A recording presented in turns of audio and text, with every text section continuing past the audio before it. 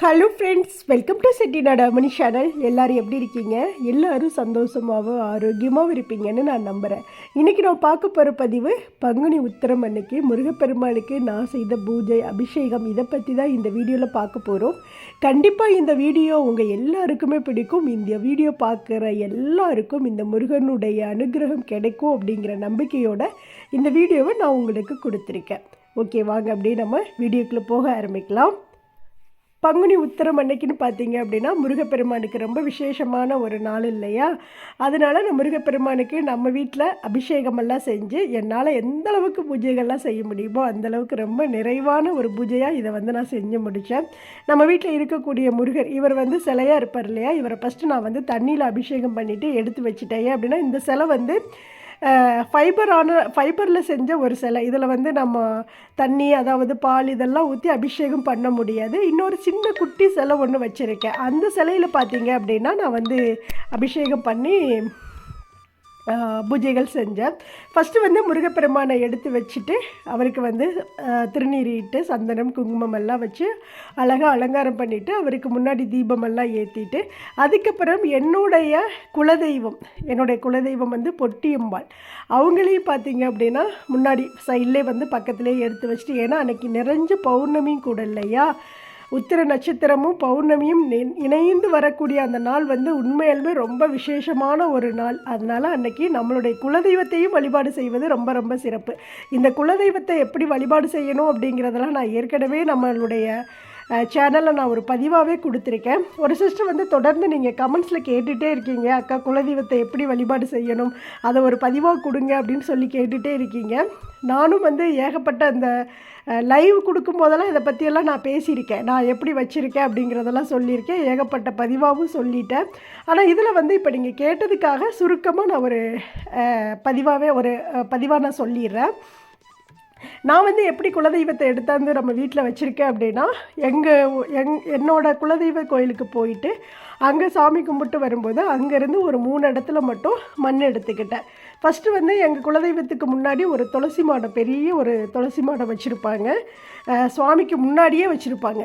அங்கேருந்து ஒரு பிடி மண் எடுத்துக்கிட்டேன். அப்புறம் சுவாமியை அபிஷேகம் பண்ணி அந்த தண்ணி கொட்டும் பார்த்தீங்களா, ஒரு பெரிய ஒரு குளம் மாதிரி, அதாவது என்ன சொல்லுவாங்க, ஒரு பவுல் மாதிரி வச்சு அதில் அந்த தண்ணி கொட்டி கீழே வருமில்ல, அந்த இடத்துல கொஞ்சம் மண் எடுத்துக்கிட்டேன். அதுக்கப்புறம் கோவிலுக்கு சைடில் பின்னாடி சுற்றி வரும்போது அந்த இடத்துல ஒரு 3 இடத்துல மட்டும் மண் எடுத்துகிட்டு அதை அப்படியே மஞ்சள் துணியில் நல்லா இருக்க முடிஞ்சு வச்சுருக்கேன். இந்த மஞ்சள் துணிக்கில் என்னென்னலாம் வச்சுருக்கேன் அப்படின்னா, இந்த குலதெய்வத்தோட மண், பச்சை கற்பூரம், ஒரு 11 ரூபாய் காயின் வச்சுருக்கேன்.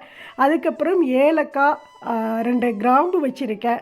அதுக்கப்புறம் பார்த்திங்க அப்படின்னா அதில் மஞ்சள், குங்குமம், திருநீர் இதெல்லாமே சேர்த்து அதுக்குள்ளே வச்சு ஒரு பெரிய ஒரு முடிச்சா போட்டு ஒரு புதுசாக ஒரு மண்கலையும் வாங்கி அந்த மண்கலையத்தை நல்லா தண்ணியில் ஊற வச்சு முதல் நாள் ஊற வச்சுட்டேன். அடுத்த நாள் எடுத்து பார்த்திங்க அப்படின்னா அதை நல்லா கலையை ஃபுல்லாக மஞ்சள் பூசி திருநீர் இட்டு சந்தனம், மஞ்சள், குங்குமம் எல்லாம் வச்சு அழகாக அலங்காரம் பண்ணி இந்த முடிச்சை எடுத்து அதுக்குள்ளே வச்சுருக்கேன். இந்த முடிச்சை உள்ளே வைக்கும்போது பார்த்திங்கன்னா கொஞ்சம் அட்சதை வச்சு அதுக்குள்ளே ஒரு 11 ரூபாய் காயின் வச்சுருக்கேன். ஏன் அப்படின்னா அதை நான் இப்போ சொல்கிறேன். அப்புறம் இந்த முடிச்சை வச்சுட்டு அதுக்கப்புறம் தீபதூபமெல்லாம் காட்டி என்னோடய குலதெய்வம் என்னோடய வீட்டில் என் கூட எப்போவுமே இருக்கணும் அப்படிங்கிறதுக்காக நான் வச்சுருக்கேன். ஒரு சில பேர் என்ன பண்ணுவாங்க அப்படின்னா அதை அந்த மண்ணை மூட்டையாக கட்டி நிலைவாசலில் கட்டி வைப்பாங்க. ஏன்னா குலதெய்வம் எப்போதுமே நம்ம நிலைவாசலில் குடியிருக்கிறதா தான் ஒரு ஐதீகம். அதனால் பார்த்திங்கன்னா நம்ம மண் கட்டினாலும் கட்டலைனாலும் நம்மளுடைய குலதெய்வம் நிலைவாசலில் தான் இருக்குது அப்படின்னு தான் சொல்லுவாங்க. அதனால தான் ஃபஸ்ட்டு நம்மளுடைய வீடு கட்டும்போதே ஒரு நல்ல ஒரு பெரிய பூஜையை பிரதிஷ்டை பண்ணுறது நிலைவாசலை தூக்கி வச்சு தான் பிரதிஷ்டை பண்ணுவாங்க, நல்ல பூஜைகள் பண்ணுவாங்க. இப்போ எங்கள் ஊர்லெலாம் பார்த்திங்க அப்படின்னா செட்டிநாடு பக்கம்லாம் நிலைவாசல் வைக்கிறதே ஒரு பெரிய ஒரு எல்லாரையும் சொந்த பந்தத்தெல்லாம் வர சொல்லி அந்த நிலைவாசலுக்கு வேட்டி சட்டையெல்லாம் எடுத்துகிட்டு வருவாங்க. வேட்டி சட்டையெல்லாம் கொண்டாந்து வேட்டி சட்டை கிடையாது, வேஷ்டி துண்டை எடுத்துகிட்டு அந்த நிலைவாசலில் வேட்டி துண்டு எல்லாமே கட்டுவாங்க. அப்படி நல்ல ஒரு பிரம்மாண்டமாக செய்வாங்க. அந்த நிலைவாசல் எடுத்து வைக்கும்போது மட்டும் ஒரு சின்ன வீடாக கட்டினாலும் சரி, இல்லை பெரிய பங்களாவே கட்டினாலும் சரி, அந்த நிலைவாசல் எடுத்து வைக்கிறத பெரிய ஒரு பிரம்மாண்டமாக செய்வாங்க. அப்படி பார்த்தீங்க அப்படின்னா அன்னையிலேருந்து அந்த நிலைவாசலை தூக்கி வச்ச அந்த நேரத்துலேருந்தே நம்மளுடைய குலதெய்வம் நம்மளுடைய வீட்டில் வந்து இருப்பாங்களாம். அப்படி ஒரு ஐதீகம் இருக்குது. அதனால் பார்த்திங்கன்னா எப்போதும் நிலைவாசலில் குலதெய்வம் இருக்குது அப்படிங்கிற நம்பிக்கை இருக்கிறதுனால தான் அந்த குலதெய்வத்துடைய மண்ணையும் எடுத்தாந்து நிலைவாசலில் கட்டி வச்சுட்டு வெள்ளி செவ்வாய் நாட்களில் நம்ம சாமிக்கு எப்போதுமே தீபதூபமெல்லாம் காட்டுவோம்ல, அது மாதிரி வீடெல்லாம் தீபதூபம் காட்டிட்டு அந்த முடிச்சிலையும் நம்ம வந்து தீபதூபம் காட்டணும். இதுதான் நான் எப்படி பண்ணுவேன் அப்படின்னா, நான் நிலைவாசலில் கட்டாமல் இங்கே மண் கலயத்தில் பூஜை அறையில் வச்சுருக்கேன். எப்போதும் அந்த மண் கலயத்துக்கு முன்னாடி ஒரு மண் அகல் விளக்கு ஏற்றிடுவேன். அந்த மண் அகல் விளக்கு எரிஞ்சிட்ருக்கோம். அதுக்கப்புறம் பார்த்தீங்க அப்படின்னா வெள்ளி செவ்வாய் நாட்களில் தீபதூபம் காட்டிடுவேன். எப்போதுமே நான் தீபதூபம் காட்டுறதா, ஏன்னா காலையிலே நான் தீபம் வச்சுருவேன் இல்லையா, அதனால் எனக்கு அது ஒரு பழக்கம் இருக்குது. அதனால் அதுக்குன்னு ஸ்பெஷலாக ஒரு பூஜை எதுவுமே கிடையாது. இந்த மாதிரி பௌர்ணமி நாள் ரொம்ப முக்கியமான நாள், அமாவாசை நாள், அந்த நாளில் தனியாக எடுத்து வச்சு பூஜைகள் பண்ணுவேன். அதே போல் எங்கேயாவது நம்ம ரொம்ப தூரம் வெளியில் போகிறோம் அப்படின்னு நினச்சேன் அப்படின்னா ஒரு வேண்டுதல் நல்லா மனசார வேண்டிக்கிட்டு போயிட்டு வரும்போது எந்த ஒரு தடங்களும் இல்லாமல் நான் திரும்பி வரணும் அப்படிங்கிறக்காக சொல்லிவிட்டு அப்படியே வந்து நம்ம கையில் என்ன காசு இருக்கோ, 1 ரூபாய் காயினோ இல்லை என்ன இருக்குதோ அதை எடுத்து அந்த கலையத்துக்குள்ளே போட்டு சாமி கும்பிட்டு போவேன். அப்படியே கொஞ்சம் கொஞ்சமாக அதில் வந்து பணம் சேரும் இல்லையா, அந்த காயின் சேர்ந்துகிட்டே இருக்கும். அதை குலதெய்வ கோயிலுக்கு போகும்போது மூட்டையாக கட்டி எடுத்துகிட்டு போய் அப்படியே வந்து குலதெய்வ கோயில் உண்டியலில் போட்டுட்டு வந்துடுவேன். இப்படி தான் நான் வந்து வழிபாடு செஞ்சிட்ருக்கேன் இத்தனை வருஷ காலங்களும். அதை உங்களுக்கும் நான் ஒரு பதிவாகவே கொடுத்துட்டேன். சரி, ஓகே, அப்படியே நம்ம பூஜைக்குள்ளே போகலாமா? இப்போ வந்து அபிஷேகம் பண்ணேன், அதாவது வேல் எடுத்து வச்சுட்டேன், விநாயகர் பெருமானை எடுத்து வச்சுட்டேன். முன்முதல் கடவுள் வந்து விநாயகர் பெருமான் இல்லையா, சரி அவருக்கு ஒரு அபிஷேகத்தை பண்ணிடுவோம் அப்படின்னு விநாயகர், முருகர், வேல் 3ஐயும் எடுத்து வச்சு அந்த செங்கல் மேலே, நான் எப்போதுமே செங்கல் பூஜை செய்வேன்ல, அந்த செங்கல் மேலே தட்டு வச்சு அதில் வந்து அந்த 3 தெய்வங்களையும் எடுத்து வச்சுட்டு அப்படியே ஃபஸ்ட்டு வந்து பார்த்திங்க அப்படின்னா தண்ணியில் அபிஷேகம் செஞ்சுட்டு அதுக்கப்புறம் வந்து பால் அபிஷேகம், மொத்தம் 3 அபிஷேகம் செஞ்சேன். பால் அபிஷேகம், பன்னீர் அபிஷேகம், அதுக்கப்புறம் பார்த்திங்க அப்படின்னா திருநீர் அபிஷேகம், இந்த 3 அபிஷேகம் செஞ்சேன். வேல் அண்டு முருகர் அப்புறம் பார்த்திங்கன்னா விநாயகர் எல்லாருக்கும் அபிஷேகம் பண்ணி மறுபடியும் நல்லா தண்ணியில் மறுபடியும் அபிஷேகம் பண்ணிவிட்டு ஃபஸ்ட்டு வந்து விநாயகரை எடுத்து மேலே வச்சுட்டு கீழே வந்து வேலும் அந்த சின்ன முருகரையும் வெற்றிலை தீபம் ஏற்றுறதுக்காக தனியாக வச்சுருக்கேன். அதுக்கப்புறம் விநாயகரை எடுத்து வச்சுட்டு அவருக்கு அழகாக மஞ்சள் குங்குமமெல்லாம் வச்சு அலங்காரம் பண்ணிவிட்டு அட்சதை போட்டு அவரை அழகாக அமர்த்தி வச்சாச்சு. அதுக்கப்புறம் வந்து சர்க்கோண கோலம் போடுறதுக்காக மஞ்சள்லே பார்த்தீங்க அப்படின்னா முருகருக்கு முன்னாடி அப்படியே வந்து சர்க்கோண கோலம் போட்டுக்கிறேன். ஏன் அப்படின்னா நம்ம ஒவ்வொரு செவ்வாய் ஹோரையில் இந்த பூஜை பண்ணுறது நல்லது. அதுவுமே ஒரு சிஸ்டர் வந்து கமெண்ட்ஸில் கேட்டிருந்தீங்க, அக்கா வெற்றிலை தீபம் வந்து எப்போ ஏற்றணும் அப்படியெல்லாம் கேட்டிருந்தீங்க. ஒவ்வொரு செவ்வாய்க்கிழமையும் நீங்கள் மாலை 6 மணிக்கு தீபம் ஏற்றலாம். இல்லை அப்படின்னா காலையில் அதிகாலையில் பிரம்ம முகூர்த்த நேரத்தில் ஏற்றுங்க. இல்லை அப்படின்னா அந்த செவ்வாய் ஹோரை டைம் இருக்குதுல்ல, அந்த டயத்துலையும் நம்ம வந்து இந்த தீபம் ஏற்றி வழிபாடு செய்வது ரொம்ப ரொம்ப நல்லது. நிறைய பேர் பார்த்தீங்க அப்படின்னா யூடியூப்பில் வந்து வெற்றிலை தீபமெல்லாம் இப்போ தான் வந்தது, யூடியூப் சேனலுக்காக சொல்கிறாங்க அப்படிங்கிறதெல்லாம் வந்து சில பேர் வந்து சொல்லிகிட்ருக்காங்க. இதெல்லாம் யார் இதெல்லாம் யார் செஞ்சாங்க, அதெல்லாம் கிடையாது அப்படிலாம் சொல்கிறாங்க இல்லையா. நம்பிக்கை தானே வாழ்க்கை இல்லையா. இப்போ ஒரு விஷயத்தை நம்ம செய்கிறோம், நம்மளுடைய வேண்டுதல் அந்த விஷயம் செய்யும்போது அது நிறைவேறுது அப்படின்னா, எனக்கெல்லாம் இந்த வெற்றிலை தீபம் வச்சு நிறைய விஷயங்கள் நடந்திருக்குது. அதனாலே பார்த்தீங்க அப்படின்னா நான் பெரும்பாலும் முருகருக்கு ஒரு தீபம் ஏற்றுறேன் அப்படின்னாவே வந்து ஒரு வெற்றிலையாவது நம்ம வீட்டில் நான் வச்சுருக்கேன் தொட்டியில், அதிலேருந்து ஒரு வெற்றிலையாவது பறித்து அந்த முருகருக்கு வச்சு அதில் ஒரு மண்ணகல் விளக்கு ஏற்றுவேன். ஏன்னா எனக்கு நம்பிக்கை இருக்குது. நம்பிக்கை இருக்கும்போது நம்ம செய்கிறதுல ஒன்றும் தப்பு கிடையாது.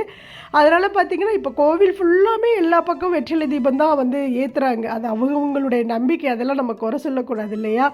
இந்த வெற்றிலை தீபம் ஏற்றணும் அப்படின்னா நம்ம நினைக்கக்கூடிய காரியங்கள், நம்ம என்ன நினச்சி நம்ம வந்து இந்த தீபம் ஏற்றுறோமோ அது வந்து வெற்றிகரமாக முடியுது. உண்மையாலுமே இது வந்து சுத்தமான ஒரு வார்த்தை, நம்பிக்கையான ஒரு வார்த்தை. கண்டிப்பாக அது நடக்குது, நீங்கள் செஞ்சு பாருங்கள். எனக்கு நிறைய விஷயங்கள் நடந்திருக்குது. அதனால தான் நான் ஃபஸ்ட்டு சொன்ன மாதிரி இந்த வெற்றிலை தீபத்துக்கு நான் அவ்வளோ முக்கியத்துவம் கொடுப்பேன். இப்போ வந்து 6 படை முருகனையும் வேண்டி இப்போ கீழே சர்க்கோட கோலம் போட்டு அதில் வந்து சந்தனம் குங்குமம் எல்லாம் வச்சுட்டு அதுக்கு மேலே பார்த்தீங்க அப்படின்னா இந்த மாதிரி தட்டு வச்சு ஏற்றலாம். இல்லை அப்படின்னா இங்கே அந்த சர்க்கோட கோலத்து மேலேயே வந்து வெத்திலை வைக்கலாம். இப்போ 6 முக்கோணம் போட்டிருக்கோம் இல்லையா, இந்த 6 முக்கோணத்து மேலேயும் இந்த வெத்திலையை வச்சு அந்த வெற்றிலையில் சந்தனம் குங்குமம் எல்லாம் வச்சு இந்த மாதிரி அலங்காரம் செஞ்சுக்கலாம். அதுக்கப்புறம் அட்சதை போடுறா இருந்தால் போடுங்க, இல்லை அப்படின்னா பூ எடுத்து வச்சுட்டு அதுக்கப்புறம் அதில் வந்து நம்ம சுற்றி 6 விளக்கு மண்ணகல் விளக்கு வைக்கிறது ரொம்ப ரொம்ப நல்லது. அன்னைக்கு நீங்கள் நெய்யில் வந்து தீபம் ஏற்ற முடிஞ்சால் நெய்யில் தீபம் ஏற்றலாம், இல்லை அப்படின்னா நம்ம எப்போதும் போல் நல்ல நெய்யிலே தீபம் ஏற்றிக்கலாம். இப்போ வந்து நான் முருகரை வந்து நடுவில் வந்து வச்சுருக்கேன், அதே போல் வேலையும் நான் நடுவில் வச்சுருக்கேன். ஏன்னா எனக்கு வந்து இந்த வேலுக்கு வந்து அபிஷேகம் பண்ணுறது அவ்வளோ இஷ்டமாக இருக்கும், எனக்கு ரொம்ப பிடிக்கும் வேலுக்கு வந்து அபிஷேகம் பண்ணி பூஜை பண்ணுறது. இப்போ வந்து வேலுக்கும் அழகாக வந்து திருநீரில் பட்டையிட்டு வந்து முன்னாடி உள்ளேயே வந்து அந்த 6 படை முருகரையும் வேண்டி நம்ம ஏற்ற போகிற தீபத்துக்கு நடுவுலையே முருகர் இருக்கட்டும், வேலோடு இருக்கட்டும் அப்படிங்கிறக்காக முருகரையும் வேலையும் எடுத்து நடுவில் வச்சுருக்கேன். வச்சுட்டு திருநீரிட்டு இப்போ சந்தனம் குங்குமம் எல்லாம் வச்சு அலங்காரம் பண்ணிக்கிறேன்.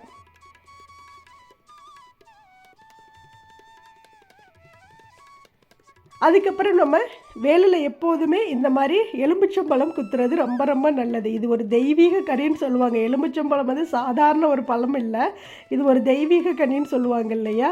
அதனால் எப்போதுமே அந்த வேல் வந்து கூர்மையாக இருக்கும். அந்த கூர்மையாக இருக்கிறதுனால என்ன பண்ணுவாங்க அப்படின்னா, ஒன்று அந்த இடத்துல சந்தனம் வச்சு விடுவாங்க, இல்லை அப்படின்னா நம்ம வேண்டுதலை வேண்டிக்கிட்டு அந்த வேலில் வந்து இந்த மாதிரி எலுமிச்சம்பழம் குத்தி வச்சு நம்மளை வழிபாடு செய்வது ரொம்ப நல்லது.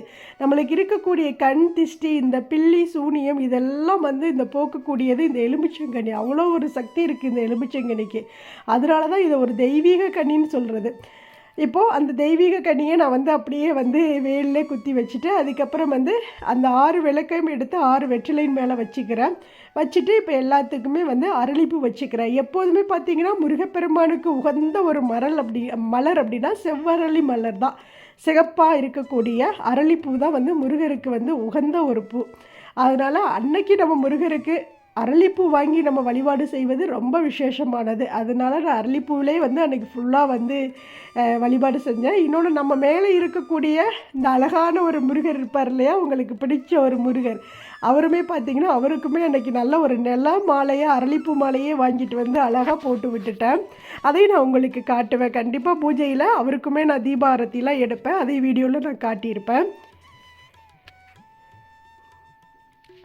இப்போ அப்படியே வந்து தீபம் ஏற்றிட்டு எல்லா தீபத்துக்கும் நடுவில் இருக்கக்கூடிய வேலுக்கும் முருகருக்கு எல்லாருக்குமே பார்த்திங்க அப்படின்னா அட்சதை வந்து போட்டு விட்டுட்டேன். இந்த அட்சதை எதுக்கு போடுறது அப்படின்னா, அவங்கள நாம் வாழ்த்துற மாதிரியும் அவங்க நம்மளை வாழ்த்துற மாதிரியும் ஒரு கணக்குன்னு சொல்லுவாங்க. அட்சதை போட்டு வழிபாடு செஞ்சோம் அப்படின்னா ரொம்ப சந்தோஷப்படுவாங்களாம்மா தெய்வங்கள் எல்லாமே. இப்போ ஒருத்தர் நம்ம மேலே அட்சதை போடுறாங்க அப்படின்னா அதை குனிஞ்சு நம்ம சிரிச்சுக்கிட்டே வாங்குவோம் இல்லையா. அப்போ வந்து நம்ம மனசு குளிரும், அவங்க மனசு குளிரும் இல்லை. அந்த மாதிரி இந்த மாதிரி அட்சதை போட்டு நம்ம வந்து வழிபாடு செய்வது ரொம்ப ரொம்ப சிறப்பு. அது என்னோடய பூஜையில் நான் தொடர்ந்து செய்யக்கூடிய வழிபாட்டில் அதுவும் ஒன்று. எந்த தெய்வத்தை நான் வழிபட்டாலும் அட்சதை போட்டு நான் வழிபாடு செஞ்சுருவேன்.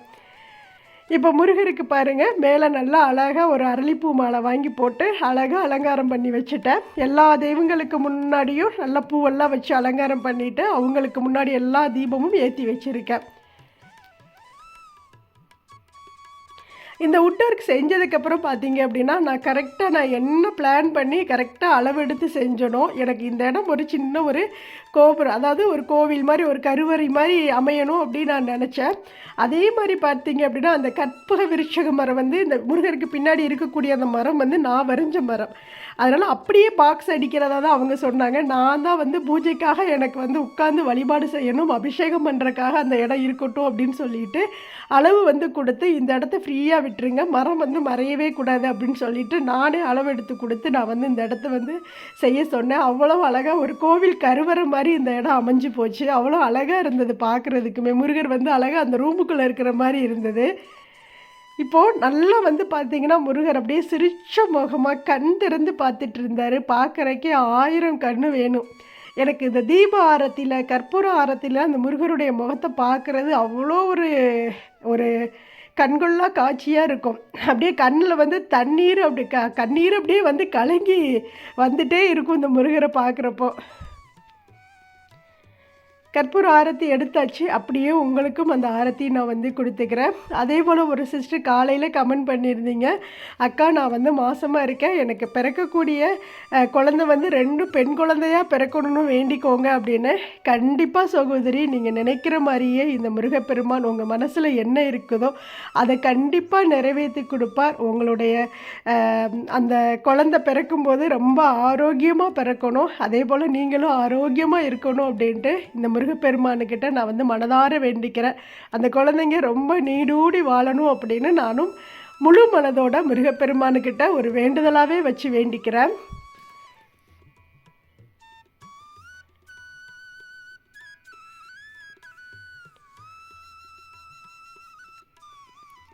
இந்த மாதிரி அன்னைக்கு பௌர்ணமி நாள்னால நிறைஞ்சு பௌர்ணமி நாள்னால பார்த்தீங்க அப்படின்னா முருகன் நம்மளுடைய குலதெய்வம். அதே போல் ஈஸ்வரன், அதாவது நான் வச்சுருக்கக்கூடிய லிங்கம் வச்சுருக்கேன் இல்லையா, அவங்களுக்கெல்லாம் முன்னாடியே நான் வந்து தீபதூப ஆரத்தி காட்டிட்டு நான் வந்து கீழே உட்காந்துக்கிட்டேன். ஏன்னா நான் எந்திரிச்சு என்னால் பூஜைகள் வந்து செய்ய முடியாது. எப்போது எனக்கு வந்து உட்காந்து நான் வந்து பூஜை பண்ணுறேன் அப்படின்னா எனக்கு மன நிறைவாக இருக்கும். அந்த பூஜை வந்து ரொம்ப பொறுமையாக பாராயணமெல்லாம் பாடுவேன், கந்த சஷ்டி கவசம் பாடினேன், அதுக்கப்புறம் வேல்மாறல் படித்தேன் உட்காந்து. இதெல்லாம் வந்து எனக்கு உட்காந்து அப்படியே மனநிறைவாக எந்த ஒரு தொந்தரவு இல்லாமல் அப்படியே முருகருடைய முகத்தையே பார்த்துக்கிட்டு எனக்கு பூஜை பண்ணுறது அவ்வளோ இஷ்டமாக இருக்கும். அதனால் பார்த்திங்கன்னா மேலே உள்ள எல்லா சுவாமிகளுக்கும் எல்லா விஷயங்களும் செஞ்சு முடிச்சுட்டு தான் கீழே வந்து அப்படியே வந்து உட்காந்துட்டேன். இப்போ அப்படியே வந்து கற்பூர ஆரத்தி காட்டியாச்சு, தீபத்தில் ஆரத்தி எடுத்துகிட்டு அதுக்கப்புறம் பஞ்சமுக விளக்குலையும் அப்படியே வந்து ஆரத்தி எடுத்துக்கிறேன். அதே போல் ஒரு சிஸ்டர் தொடர்ந்து நீங்களுமே கமெண்ட்ஸில் கேட்டுட்ருக்கீங்க, என்ன அப்படின்னா அக்கா அந்த லக்ஷ்மி தாயாருடைய சிலையும் முருகப்பெருமானுடைய சிலையும் எங்கே வாங்கினீங்கன்னு நான் இங்கே கேட்டுகிட்டே இருக்கீங்க. அந்த லக்ஷ்மியுடைய சிலை வந்து நான் பார்த்தீங்கன்னா ஃப்ளிப்கார்ட்டில் ஆர்டர் போட்டு வாங்கினேன். அது வாங்கியெல்லாம் கிட்டத்தட்ட 4-5 வருஷம் ஆகிடுச்சு. ஏன்னா அந்த சேனல் ஆரம்பித்த புதுசில் அந்த சிலை வந்து நல்லா சிரிச்ச முகமாக அழகாக இருந்தாங்க. அதுக்காகவே எனக்கு அந்த சிலையை பார்த்தோடனே பிடிச்சி ஆர்டர் போட்டு வாங்கினேன். அது 700 ரூபாயோ என்னமோ சம்திங். அப்போவே அவ்வளோ ரேட் இருந்தது. இப்போ எவ்வளோ கம்மியாக இருக்குதா இல்லை வந்து அதிகமாக இருக்குதா அப்படிங்கிறது தெரியல. அதோட லிங்க்கெல்லாம் என்கிட்ட இருக்குதா என்னென்னு உள்ளே போய் பார்த்தா தான் தெரியும். இருந்தது அப்படின்னா நான் வந்து கொடுத்து வைக்கிறேன். அதுக்கப்புறம் இந்த முருகர் இருக்கார் இல்லையா, இந்த வேலோடு நிற்கிறார் பாருங்க முருகர். இவர் வந்து நம்மளுடைய அப்பார்ட்மெண்ட் வீடு கட்டினப்போ இவர் ஹிஃப்டாக நம்மளுக்கு வந்தது. என்னென்னா எல்லோரும் வந்து இந்த வீடு கிரக பிரவேசத்துக்கு நம்மளுக்கு ஒவ்வொரு ஹிஃப்ட் கொண்டாந்து கொடுப்பாங்க இல்லையா, அதில் வந்த முருகர் தான் இந்த அழகான கண் திறந்து சிரிச்ச முகமாக இருக்கக்கூடிய இந்த அழகான முருகப்பெருமான். இவரை எல்லாருக்குமே பிடிக்கும். ஃபஸ்ட்டு வந்து பார்த்திங்கன்னா அவ்வளோ பிடிக்கும் இந்த முருகரை எல்லாருக்கும். அப்படியே ஒரு ஃபேன்ஸே இருந்தாங்க இந்த முருகருக்கு. இப்போ வரைக்குமே இருக்கிறாங்க, இல்லைன்னு சொல்ல முடியாது. ஆனால் இப்போ வந்து இப்போ மேலே ஒரு ஃபோட்டோவில் இருக்கார் பார்த்தீங்களா, குழந்தை வடிவமாக இருக்கக்கூடிய முருகர், அவருக்கு நிறைய ஃபேன்ஸ் வந்துட்டாங்க இப்போது. அதே போல் சரிதா சிஸ்டர் வந்து ஜேகே அண்ணாவை கேட்டுன்னு சொல்லுங்கக்கான்னு சொல்லி நேற்று கமெண்ட் பண்ணியிருந்தீங்க. கண்டிப்பாக சிஸ்டர் நான் வந்து சொல்லிடுறேன். கண்டிப்பாக அண்ணா வந்து வீடியோ பார்ப்பாங்க. நான் வந்து சொல்லிடுறேன். உங்கள் எல்லாரையுமே நான் வந்து ரொம்ப மிஸ் பண்ணுறேன். ஏன் அப்படின்னா முதல்ல தொடர்ந்து வந்து 1 மணி நேரம் லைவ் பேசுவோம் இல்லையா, இப்போ நான் வர்றதில்ல. சரிதா சிஸ்டர்லாம் ரொம்ப ரொம்ப மிஸ் பண்ணுறேன். ஏன்னா எங்களுடைய ஃபேமிலியே மிஸ் பண்ணுறாங்க. ஏன்னா என்னோடய நாத்தனார்கிட்ட போய் பேசியிருக்கிறாங்க, ஜேகேன்னு அவன் எப்போதுமே கேட்பாங்க. அப்படிங்கிறப்போ என்னோடய ஃபேமிலி நாங்கள் தனிப்பட்ட முறையில் பேசிகிட்டு இருக்கும்போது கூட அந்த பொண்ணுகளும் கேட்பாங்க, என்னோடய நாத்தனார்களும் கேட்பாங்க, அண்ணி சரிதா சிஸ்டர் என்ன பண்ணுறாங்க, ஏதாவது கமெண்ட் பண்ணாங்களா அப்படின்னு கேட்பாங்க. நான் சொல்லுவேன் அவங்க எப்போதும் போல் கமெண்ட் பண்ணுறாங்கப்பா அப்படின்னு சொல்லுவேன். ரொம்ப சந்தோஷமாக இருக்குது. என்னமோ என்னையை மட்டும் நினைக்காம என்னோடய ஃபேமிலியும் நினச்சி, அதுவும் என்ற அண்ணா ஜேகேவே நினச்சி நீங்கள் கமெண்ட் பண்ணப்போ அவ்வளோ சந்தோஷமாக இருந்தது. கண்டிப்பாக நான் ஜேகே அண்ணாட்ட கொடுக்குறேன். அதாவது அந்த விஷயத்தை நான் வந்து கண்டிப்பாக அவர்கிட்ட நான் கொண்டு போய் சேர்ப்பேன். அப்புறம் பார்த்தீங்கன்னா இந்த லைவ் வந்து வாரத்தில் 1 நாளாவது கண்டிப்பாக வாங்கக்கான்னு சொல்லியிருந்தீங்க. கண்டிப்பாக தொடர்ந்து வர முடிஞ்சாலும் வர்றேன். இல்லை அப்படின்னா வாரத்தில் வந்து 1 நாளாவது நம்ம லைவ் பேசுவோம். ஏன்னா எல்லாரையுமே அந்த 1 வாரம் தொடர்ந்து உங்களை எல்லாம் பார்த்து பேசிட்டு எனக்குமே எல்லாரையும் ரொம்ப மிஸ் பண்ணுற மாதிரி ஒரு ஃபீல் இருக்குது.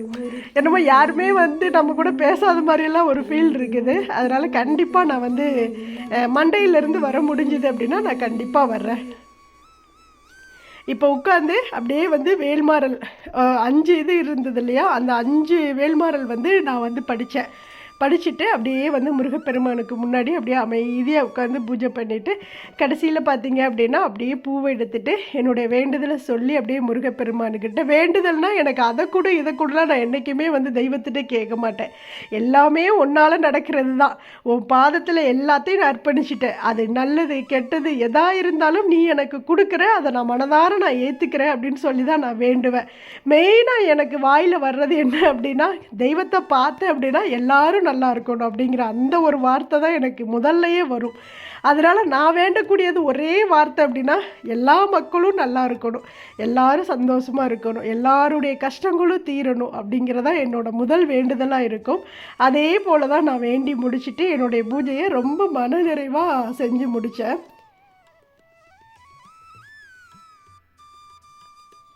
கண்டிப்பாக இந்த வீடியோ உங்கள் எல்லாருக்குமே பிடிச்சிருக்குன்னு நினைக்கிறேன். ரொம்ப நாள் ஆச்சு இல்லை பூஜை வீடியோ கொடுத்து.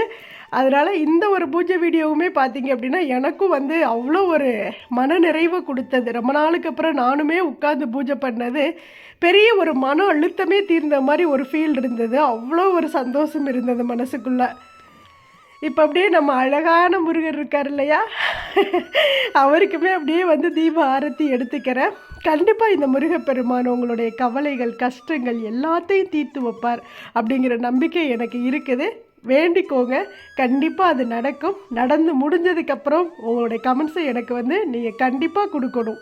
ஏன்னா உங்களுடைய கமெண்ட்ஸு நீங்கள் வந்து சொல்கிற ஒவ்வொரு வார்த்தைகளும் தான் என்னை வந்து உத்தியோகமாக அது வந்து கொண்டு போயிட்டே இருக்கும். அதாவது உத்வேகம் சொல்லுவாங்கள்ல, என்னையும் சோர்ந்து போக விடாமல் என்னை வந்து இன்னுமே வந்து உங்களுடைய கமெண்ட்ஸ் தான் என்னை வந்து ஓட வச்சுக்கிட்டே இருக்கும். கண்டிப்பாக இது வந்து நான் எதுக்காக சொல்கிறேன் அப்படின்னா, எல்லாருடைய வாழ்க்கையையும் வந்து யாருனாலையும் மாற்ற முடியாது. தெய்வத்தை தவிர யாருனாலையும் யாரோட கஷ்டங்களையும் வந்து மாற்ற முடியாது. ஆனால் தெய்வம் மட்டும்தான் மாற்ற முடியும்.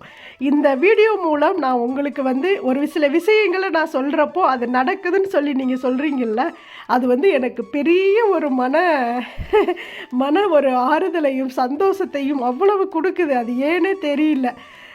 ஏதோ ஒரு என்னோட வாக்கு பலிக்குதுன்னு நீங்கள் நினைக்கிறீங்களா, என்ன ஏதுன்னு அது எனக்கும் புரியலை. எல்லாமே தெய்வத்துடைய அனுகிரகத்தால் நடக்குதுன்னு மட்டும்தான் நான் நம்புகிறேன். அதனால் உங்களுடைய வேண்டுதல் எதா இருந்தாலும் தெய்வத்துக்கிடம் நீங்கள் கேளுங்க, மனதார கேளுங்க, அது கண்டிப்பாக நடக்கும். வெற்றிவேல் முருகனுக்கு அரோகரா, வீரவேல் முருகனுக்கு அரோகரா, பழனி ஆண்டவனுக்கு அரோகரா. இந்த பதிவு உங்களுக்கு பிடிச்சிருந்தது அப்படின்னா செட்டிநாடு அம்மணி சேனலை சப்ஸ்கிரைப் பண்ணிக்கோங்க. வீடியோ பார்க்குற எல்லாரும் கண்டிப்பாக ஒரு லைக் கொடுத்துட்டு எல்லாருக்குமே ஷேர் பண்ணுங்கள். நிறைய விஷயங்கள் இது மாதிரி வீடியோக்களை நீங்கள் ஷேர் பண்ண தான் நிறைய விஷயங்கள் மக்களுக்கு போய் சேரும். நல்ல ஒரு பாசிட்டிவான விஷயங்கள் மக்களுக்கு போய் சேருது அப்படின்னாவே இந்த உலகமும் நல்லா இருக்கும், நாடும் நல்லா இருக்கும், நம்மளுடைய வீடும் நல்லா இருக்கும். அதனால் என் வீடியோக்காக நீங்கள் ஷேர் பண்ணுவீங்க அப்படிங்கிறக்காக சொல்லலை, நல்ல விஷயத்தை ஷேர் பண்ணுங்கள்.